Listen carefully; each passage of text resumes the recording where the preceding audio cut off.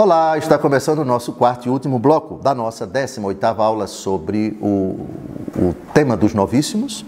Novíssimos, as últimas realidades que acontecerão com a aventura humana terminada sua peregrinação aqui na Terra. São 4 os novíssimos: morte, juízo, inferno e paraíso. 290ª aula esta em 12 anos de estudo da Palavra de Deus aqui. Avançamos, já chegando perto das 300 aulas. Que Deus seja louvado por esse trabalho, a honra e a glória somente para Ele. Terminamos essa nossa aula dedicando os últimos 15 minutos ao comentário na parábola dos talentos, Mateus capítulo 25, versículos de 14 a 30. O homem que, tendo de viajar, reuniu seus servos e lhe confiou os seus bens. O homem que teve que viajar é Jesus, que ressuscitou, subiu ao céu e assentou-se à direita do Pai e voltará em breve. Os seus dons são talentos, são capacidades, são os carismas do Espírito Santo que foi concedido em Pentecostes e não cessa de ser concedido à sua igreja. A um ele deu 5 talentos, ao outro 2 talentos, ao outro 1 talento. Já comentamos os talentos que ele deu, os 5 talentos que ele deu a um, que negociou e conseguiu outros 5. E foi recompensado por isso. Já comentamos a atitude do segundo, que recebeu 2 talentos e ganhou outros 2. E foi recompensado por isso. A frase é: muito bem, servo bom e fiel. Já que foste fiel no pouco, eu te confiarei muito, vem regozijar-te com teu Senhor. No dia do juízo, uma das matérias do julgamento, nossas ações exteriores. Segunda matéria do juízo, pensamentos. Terceira matéria do juízo, palavras. Quarta matéria do juízo, omissões. O que recitamos no ato de contrição. Pequei muitas vezes por pensamentos, palavras, atos e omissões. Agora vamos tratar do desgraçado, preguiçoso, negligente, que, tendo medo do seu Senhor, foi fazer o que não deveria fazer. Veio por fim o que recebeu só 1 talento. Senhor, disse-lhe, sabia que és um homem duro, que colhes onde não semeaste e recolhes onde não espalhaste. Por isso tive medo e fui esconder teu talento na terra. Eis aqui, toma o que te pertence. O curioso é que esse rapaz diz coisas verdadeiras. Dizer a verdade é uma virtude? Sim ou não? Depende. Porque a verdade, às vezes, está tão misturada com uma mentira que o raciocínio se torna engodo, se torna embuste, se torna falácia, se torna, não sei se cinismo, enfim.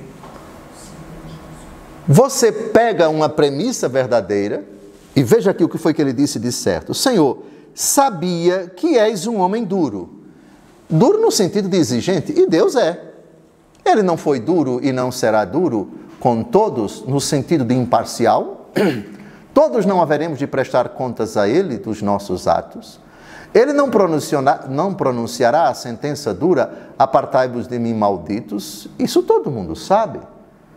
A dureza de Deus no sentido do rigor, da exigência dos nossos atos, a imparcialidade com que Ele vai presidir e realizar esse julgamento, isso é a mais absoluta verdade. Sabia que és um homem duro, que colhes onde não semeaste. Está certo.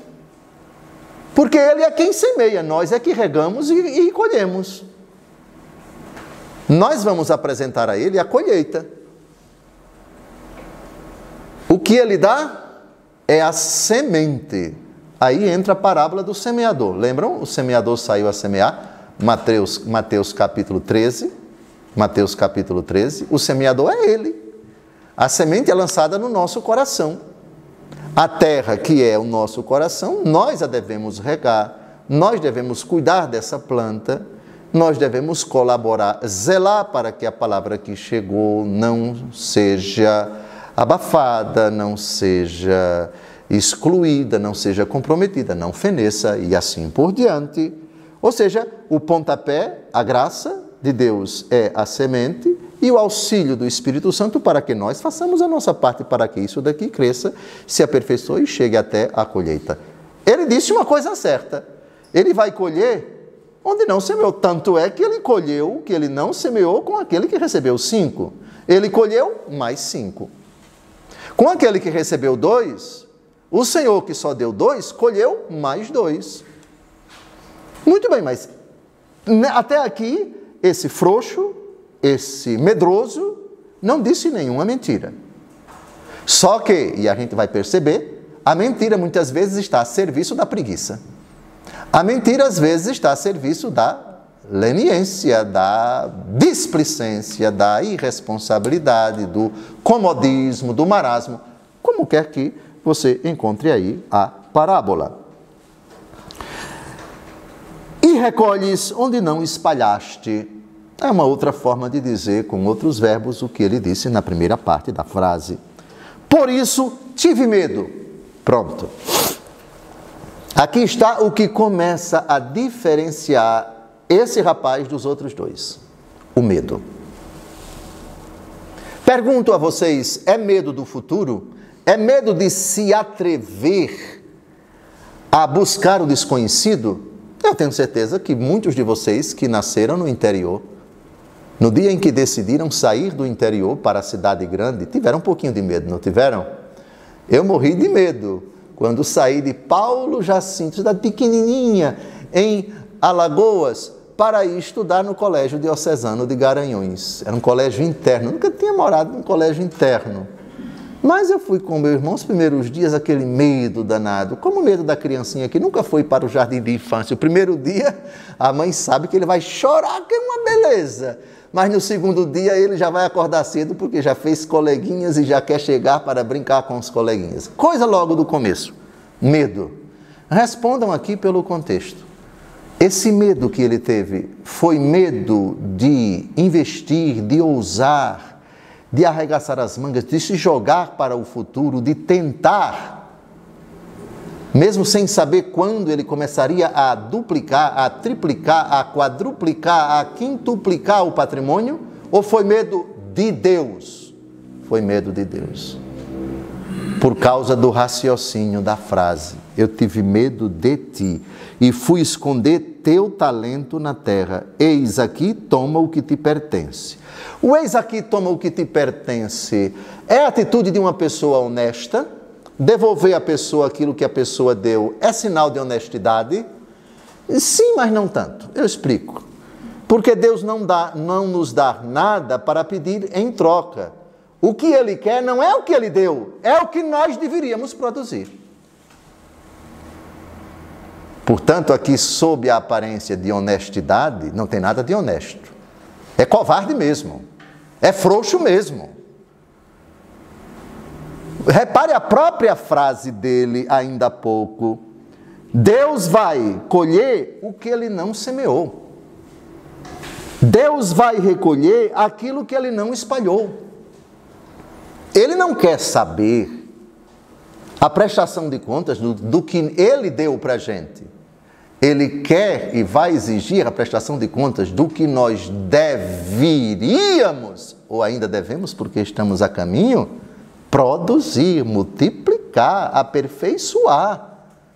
Portanto, me parece que aqui ao dizer toma o que é teu, é uma forma muito educada de dizer, olha, o Senhor me deu, eu estou devolvendo. Não me meta em problema de sacrifício porque eu quis uma vida mansa. Estou devolvendo para o Senhor, está aí o que é seu, etc. Isso de honestidade não tem nada. Isso de decência não tem nada. Frouxo, medroso, tíbio, covarde. São alguns adjetivos que se aplicam bem a essa pessoa. Os outros dois não tiveram medo. Os outros dois não tiveram medo de Deus. Aliás, por favor, vejam no começo da parábola. Se Deus exigiu que os dois multiplicassem, os 5 transformassem em 10 e os 2 transformassem em 4. Deus pediu? Deus fez algum acordo? Deus fez algum contrato? Esse homem, ao entregar 5, exigiu mais 5 ou não? Não. Ao entregar 2 talentos ao segundo, ele exigiu mais 2? Não.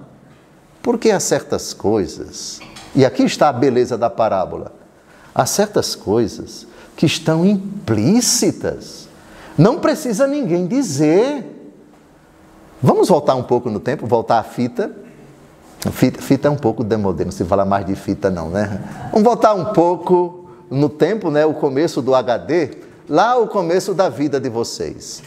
Precisou alguma vez a mãe de vocês dizer que é preciso que vocês estudem, senão vocês não vão ser ninguém na vida? É possível até que elas tenham dito isso, mas naturalmente na convivência de vocês, as crianças, nós fomos educados nesse sentido. Aprender, sair de casa para estudar. Você tem que se matricular. Está chegando o dia de matricular você no jardim da infância, no prezinho, sei lá qual é o nome, porque isso está embutido na própria dinâmica do desenvolvimento da vida. E nisso, lá naqueles primeiros anos de idade, quando a criança só fazia comer, brincar e dormir, agora já começa a ser avisada pela mãe de que vai ter que ir para a escola. E se um dia a criança, duvido que ela tenha perguntado, mamãe, por que escola? Quase sempre a mãe primeiro leva a criança para dar um passeio na escola, para dizer, olha minha filha, daqui a 4 ou 5 meses você vai estudar aqui. É mamãe, é mamãe. Ela está com a mãe, ela não chora, ela está vendo, está muito bonito, os coleguinhas que vão ser, etc.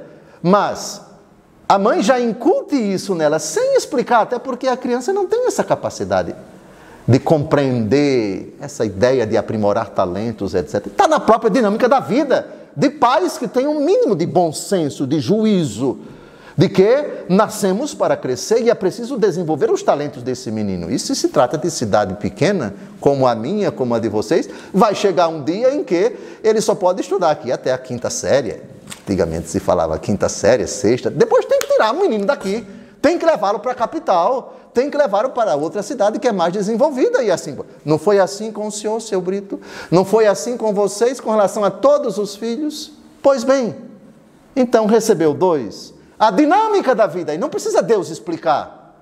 A sua vida vai consistir nisso. Isso é os talentos que Deus lhe deu. Trate de aperfeiçoá-los, trate de aprimorá-los, porque isso vai ser levado em conta no dia do juízo.